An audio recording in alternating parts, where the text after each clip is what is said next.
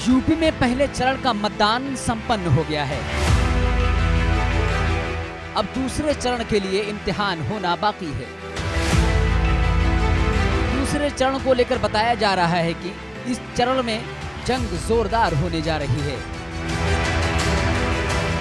यहाँ दूसरे चरण में यूपी के 9 जिलों के 55 सीटों पर मतदान होना है। वहीं दूसरे चरण में उत्तराखंड में भी चुनाव होना है। इसलिए पहाड़ से लेकर मैदान तक बीजेपी के धुरंधर लगातार दौरे पर दौरे कर रहे हैं। बीजेपी के नेता अलग अलग जिलों में जाकर जनता से संवाद स्थापित कर रहे हैं। खुद प्रधानमंत्री नरेंद्र मोदी एक ही दिन में उत्तराखंड में जनसभा कर रहे हैं, तो वहीं यूपी में भी जनता के बीच जाने से नहीं चूक रहे हैं। हमारे विरोधियों की फॉर्मूला इतनी है, सब में डालो फूट, सब में डालो फूट, मिलकर करो लूट। सब में डालो, मिलकर करो, सब में डालो, मिलकर करो। उत्तराखंड ही नहीं, पूरे देश में कांग्रेस की नीति रही है, सब में डालो, मिलकर करो। इस वक्त जितना महत्वपूर्ण बीजेपी के उत्तर प्रदेश है, उतना ही उत्तराखंड, क्योंकि इन दोनों राज्यों में बीजेपी ने 2017 में अपने विरोधियों को चारों खाने चित कर दिया था। लेकिन 2022 के सियासी समीकरण को देखें तो उत्तर प्रदेश और उत्तराखंड में बीजेपी को चुनौती का सामना करना पड़ रहा है। और इसी चुनौती से निपटने के लिए बीजेपी ने अपने धुरंधरों को चुनावी मैदान में उतार रखा है।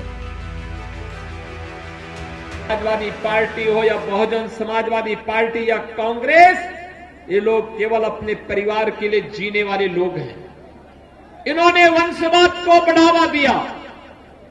अगर हम लोग राष्ट्रवाद की बात करते हैं तो ये लोग जातिवाद की बात करते हैं।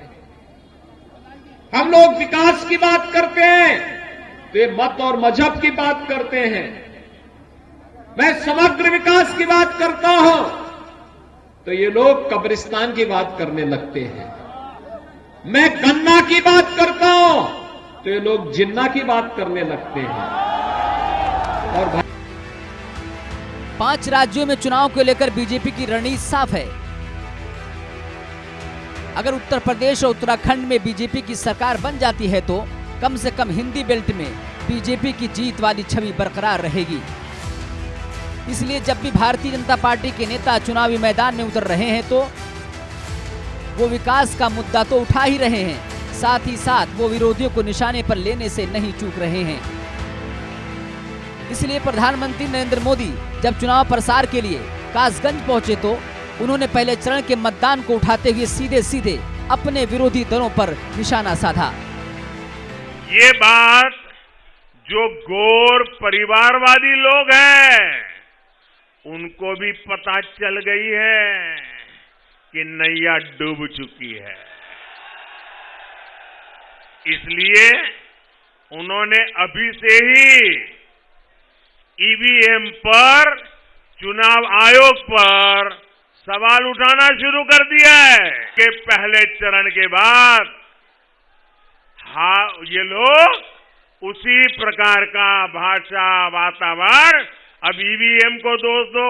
अरे जनता जनार्दन आपको स्वीकार करने के लिए तैयार नहीं है। अब उत्तर प्रदेश को गुंडा राज नहीं चाहिए। दूसरे चरण में उत्तराखंड की सभी सीटें यानी कि 70 सीटों पर चुनाव होना है। वहीं यूपी की 55 सीटों पर चुनाव है। उत्तराखंड में बीजेपी की कोशिश दोबारा पुष्कर सिंह धामी के नेतृत्व में सरकार बनाकर उत्तराखंड की राजनीतिक इतिहास को बदलना है। वहीं यूपी की राजनीति में भी 30 साल से किसी भी सरकार ने दोबारा सरकार नहीं बनाई है और इसलिए योगी के नेतृत्व में फिर से सत्ता तक पहुंचने की कोशिश की जा रही है।